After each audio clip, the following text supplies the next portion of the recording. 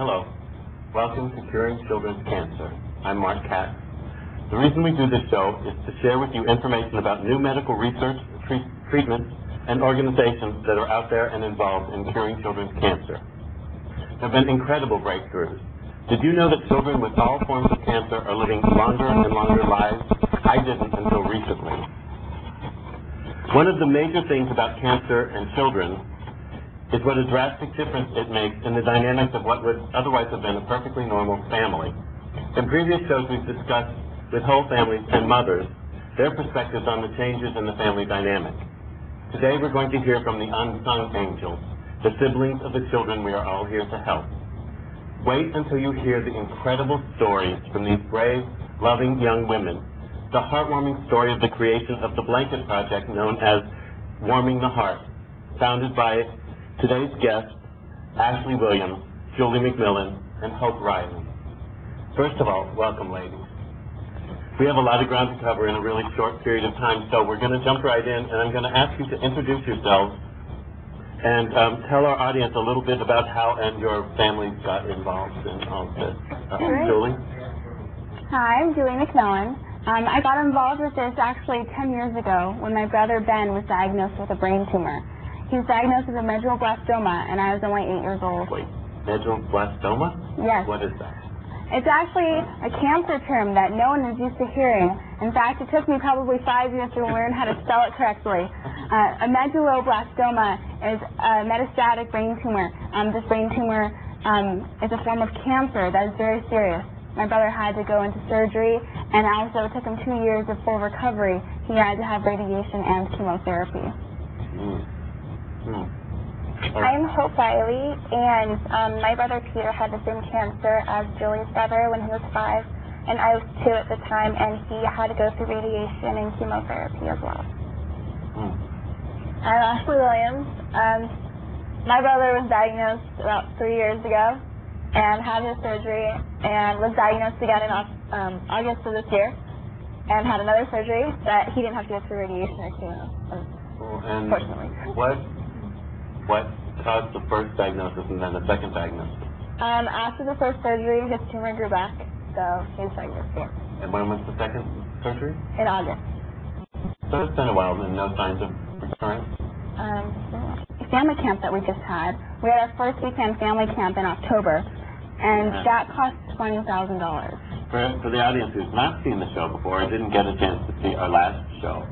One of the show before that, Julie's mother, Gigi McMillan, who is one of the founders, along with Hope's mother, right, of the Weekend Brain Tumor Network, Pediatric Brain Tumor Network. She was a guest on our show and was a very powerful, one of my favorite shows that we've done.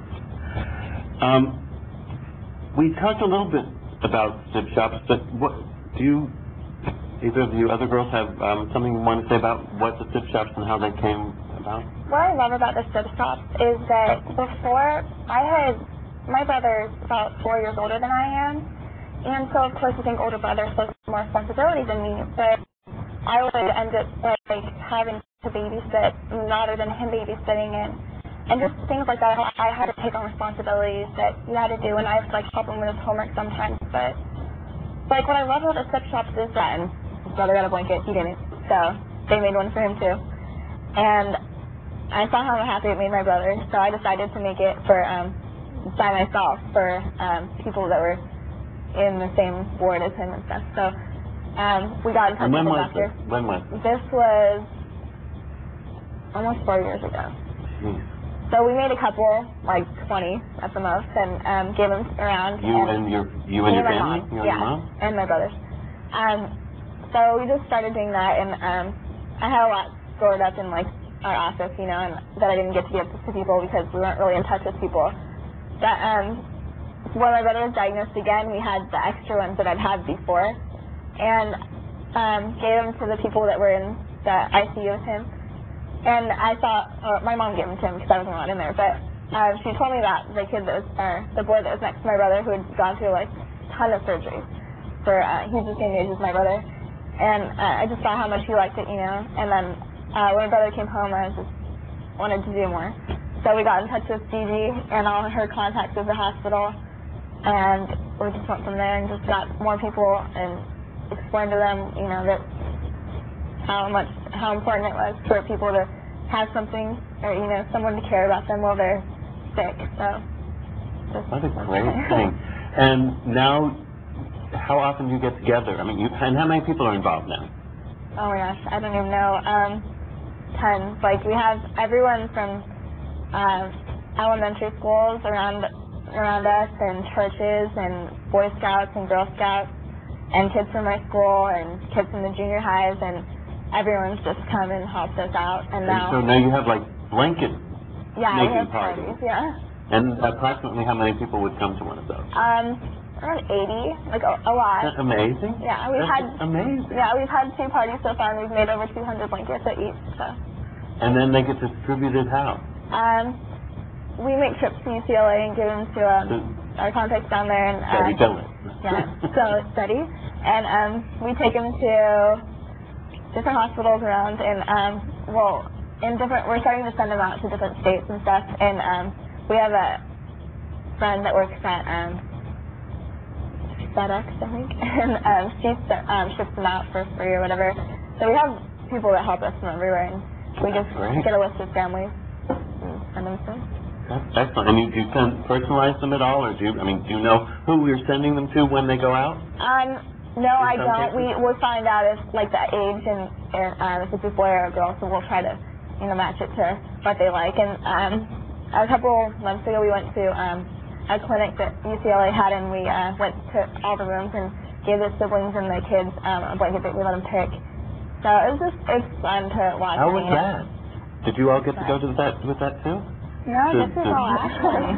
That's just amazing. That must have been so rewarding for you. Yeah, it was. To be there when they got to pick out their own stuff. Whenever you have a chance, could we get a close-up of these blankets? These are 3 of the blankets that the girls made back here.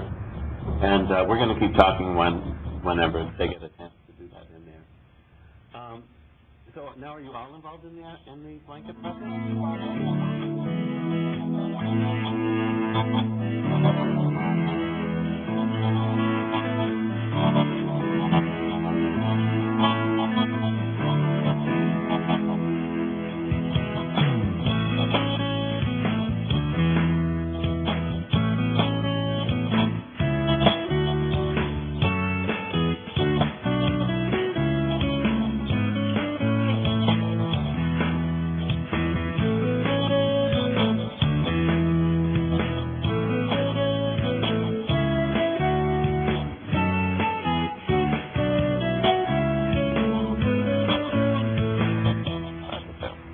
Hello. Welcome to Curing Children's Cancer. I'm Mark Katz. The reason we do this show is to share with you information about new medical research, treatments, and organizations that are out there and involved in curing children's cancer. There have been incredible breakthroughs. Did you know that children with all forms of cancer are living longer and longer lives? I didn't until recently. One of the major things about cancer and children is what a drastic difference it makes in the dynamics of what would otherwise have been a perfectly normal family. In previous shows, we've discussed with whole families and mothers their perspectives on the changes in the family dynamic. Today, we're going to hear from the unsung angels, the siblings of the children we are all here to help. Wait until you hear the